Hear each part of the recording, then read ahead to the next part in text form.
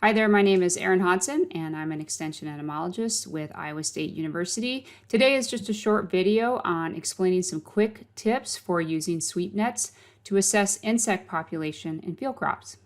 Okay, one of the first things that I think about if you're new to sweeping is getting a heavy-duty sweep net with a muslin cloth type net instead of the mesh because it won't hold up very long. So you can find those at a couple different places like Gempler's or through BioQuip, a few other online resources, but make sure you get a nice sturdy net, and I would highly recommend getting an extra net to go along with the frame. Second point is sweep nets only work in certain crops or work effectively in certain crops.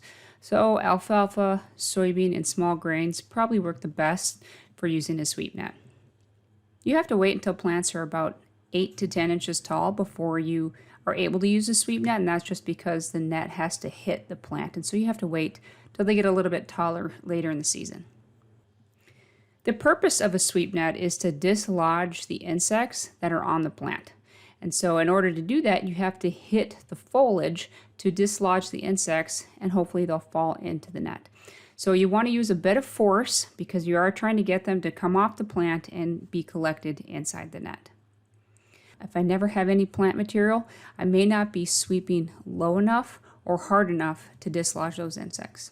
Another good point for those that are new to sweeping is take big steps. You want to cover approximately 3 linear feet as you are walking forward. So of course this is easier to do if you're taller, but you're trying to sample new foliage as you're walking along. Depending on the crop or in time of year, you may be able to use a pendulum type sweep net approach where you're sweeping 2 rows with one sweep as the net is swung in front of you, like as Ashley Dean is demonstrating here. So this is easier said than done when crops are small or when the canopy hasn't closed yet.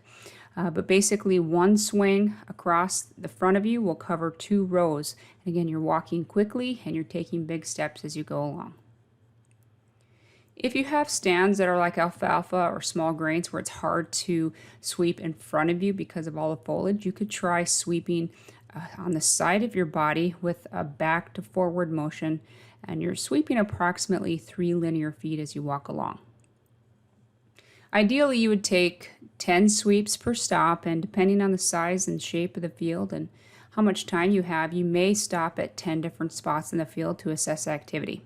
Now notice here when Ashley is wrapping up her 10th sweep, she has one more sweep in the air where it helps push down all the insects that are in the net. This can help especially for mobile insects so they won't jump out or fly out at you when you do your assessments. If you're trying to assess activity right in the field, you can push the bottom of the net closer to the top of the ring and count your insects that way. If you want to be really particular, or you're looking for a couple different species at one time, sometimes you'll be able to push this into a gallon Ziploc bag and either freeze it, look at it later, or you'd be able to sit down and go through things a little bit more carefully if you put all your samples in bags. I hope this video was helpful to you, and good luck this season. Thanks.